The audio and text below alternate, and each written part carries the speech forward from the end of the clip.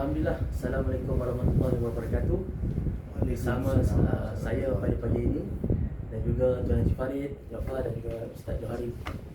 Sama-sama pada pagi ini kita akan membincangkan persoalan-persoalan yang berkenaan dengan pendidikan.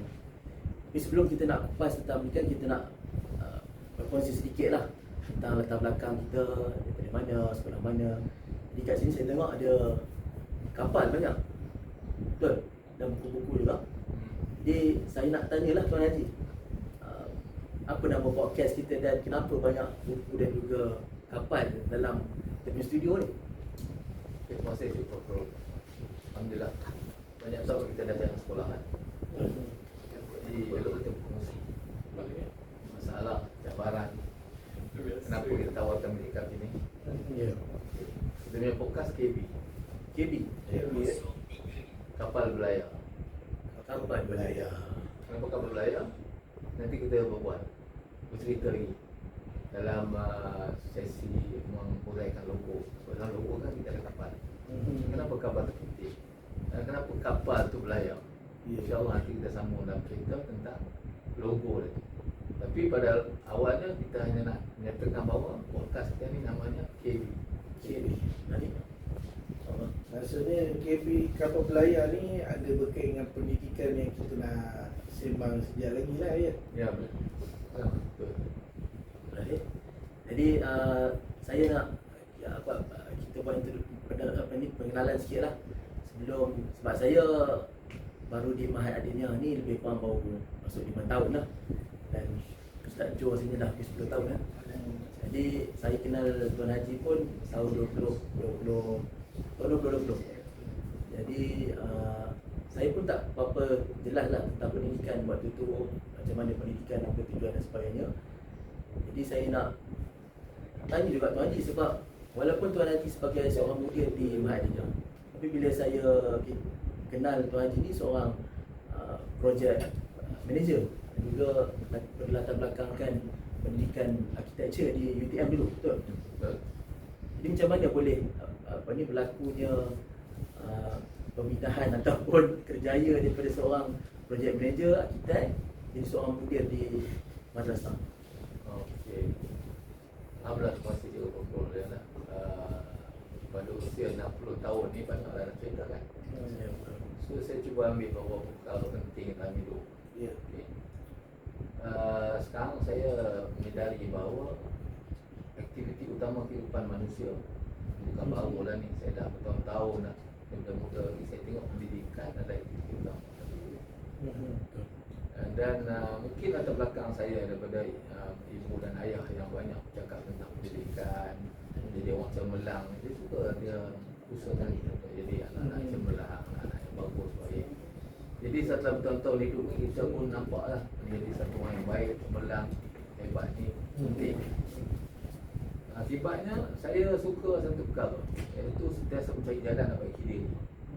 So dalam usaha perjalanan baiki diri itu berlakulah beberapa fasa dalam hidup saya dan pertemuan dengan beberapa keadaan. Pertemuan pertama saya jumpa dengan tabligh lah.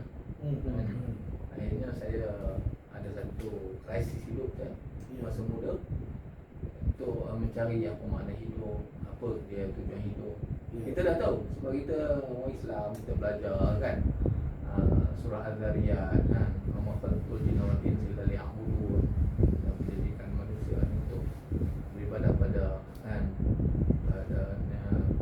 aku jadikan kata Allah SWT manusia dan jin untuk beribadah.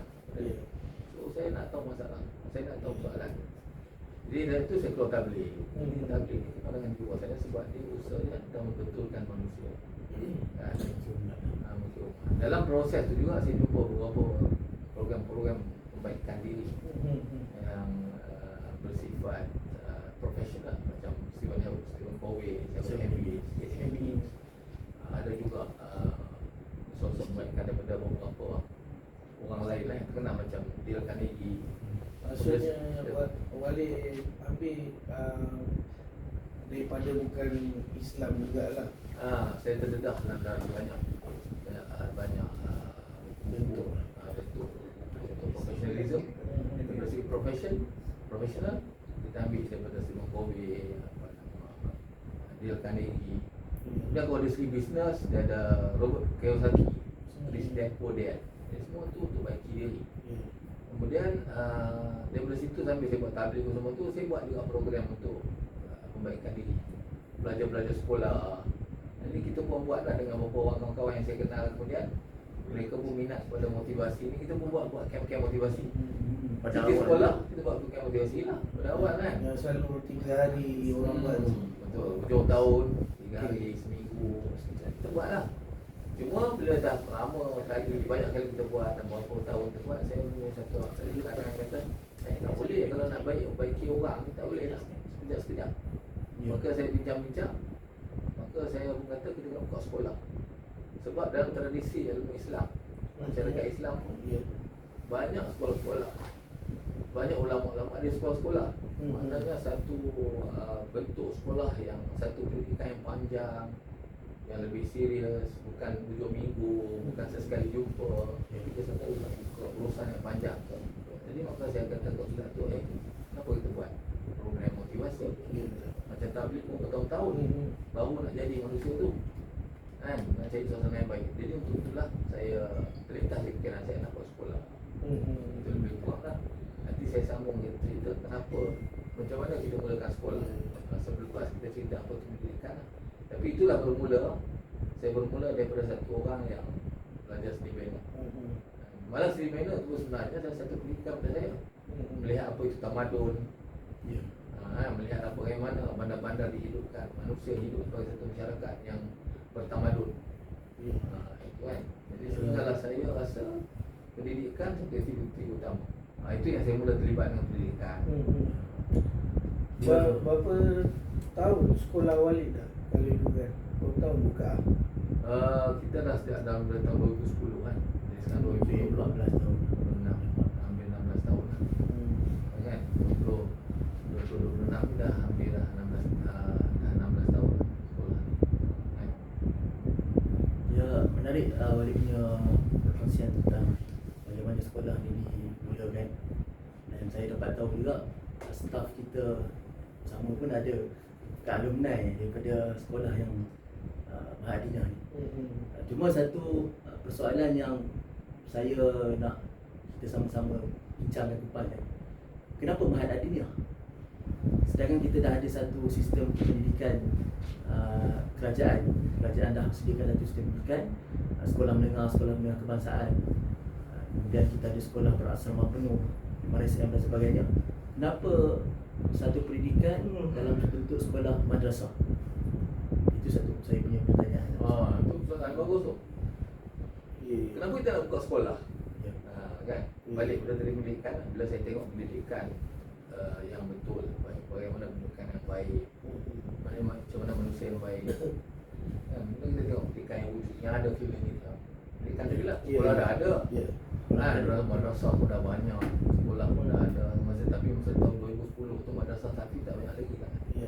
Sebab madrasah tahfiz baru dikenalkan lebih kurang beberapa tahun 1980-an baru mula madrasah tahfiz.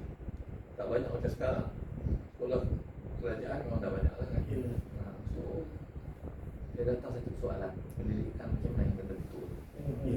Jadi saya rasa ada satu benda yang kekurangan dalam sekolah ni. Ada satu benda yang tak kena dalam sekolah ni. Jadi saya pun cari apa maksud yang tak kena ni.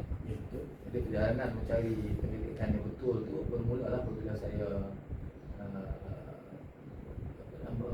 jumpa satu di buku tu lah yang mengubah dan mengukuhkan kefahaman saya tentang pendidikan. Itu apa? Risalah untuk kaum muslim. Siapa dia punya pengarang dia? Yang bahagia Profesor Said Mahathir Atas. Buku tu saya jumpa pada tahun 2000. Buku tu asal bahasa apa? Yang saya jumpa risalah kaum muslimin bahasa Melayu lah ya. Ada terjemahan kan bahasa. Ada terjemahan lain lagi. Tapi yang saya jumpa tu bahasa Melayu. Risalah kaum muslimin. Saya pernah tengok dia dalam tulisan Jawi ada Rumi ada. Dia asal Jawi ke Rumi kan? Dia Rumi lah. Dia Jawi kan. Dia Jawi kan. Dia ada tujuan lah kenapa dia Jawi kan. Nanti kita cerita. kan, tanpa dijauhikan. So daripada situlah saya tengok pasti apa yang diceritakan oleh Profesor ke atas, kita mengalami sendiri. Kita mengalami sendiri problem tu, masalah tu, isu tu ada pada pendidikan. Apa isu yang ada pendidikan? Kita tengok bila kita belajar agama. Orang belajar agama ni apa? Ilmu agama tu apa? Ilmu agama tu apa Ustaz? Apa yang dikatakan ilmu agama? Ilmu agama apa sahaja yang membawa kita kepada Allah Subhanahu Wa Taala. Itu pada pandangan saya lah. Apa-apa saja yang kita belajar yang boleh bawa kita kepada kenal Allah, itu ilmu agama. Sumber dia apa? Sumber dia daripada Al-Quran dan hadis. Tapi apa berlaku sekolah Harus perdana. Adakah dia semakin kenal Tuhan? Sekiranya kalau dia belajar matematik, kalau dia makin kenal Tuhan, maknanya Benda tu berlaku. benda tu berlaku lah. Maknanya belajar sekolah menengah sekarang ni keluar memang kenal Tuhan lah. Tak berlaku. Tapi berlaku tak berlaku. Kalau setakat ni saya tengok tak berlaku lah. Okey, Ustaz Jo pula latar belakang sekolah tahfiz. Sekolah tahfiz, betul? Belajar matematik sampai kenal Tuhan. Tak ada pun. Sains belajar kenal Tuhan. Tak ada. Kan? Jadi apa sebenarnya berlaku? Sebenarnya berlaku perpisahan. Kan? Kalau kita belajar agama pergi sekolah tahfiz. Sekolah tahfiz nama apa? Sekolah tahfiz hafal Quran. Kemudian kita belajar apa? Hafal Quran, baca Quran dengan baik. Kita bacalah akidah. Ya. Belajar akidah. Bacalah fiqh. Betul? Akhlak. Okey. Sains sekolah tahfiz dah. Sains Yang tak ada. Ustaz tu lalu tu. Tak ada. Tak ada. Ha. Matematik saya ada, matematik. Tak ada. Ada tak orang ajar matematik dalam tauhid? Tak ada. Bukanlah. Jadi tak Saya tak jumpa lah. Kan? Ya. Ilmu alam, geografi. Tak ada. Kan? Belajar peta. Dan kalau setakat ni saya belajar dululah, saya belajar tahfiz, hafal Al-Quran, fiqh sikit, fiqh seminggu sekali dengan tauhid tak seminggu sekali. Macam tu je. Benda lain kami ustaz tak ada sentuh lah. Tak mandu belajar? Tak ada. Jadi sentuh Al-Quran dengan dua benda tu je. Itu Fakhrul pula kita tanya. Cikgu Fakhrul sekolah? Tak pergi sekolah nama hak tapi kan? Saya tak pergi lah sekolah Saya cikgu Fakhrul Saya sekolah tak macam mana? pernah sekolah harus perdana lah. Pertama saya sekolah menengah St. Michael. Saya Michael. Jadi bila kita sebut St. Michael ni, kalau di Ipoh ni dia antara sekolah yang apa ni, tingkat bumi lah dalam masyarakat Ipoh ni, sebab dia berlatar belakangkan sekolah Inggeris.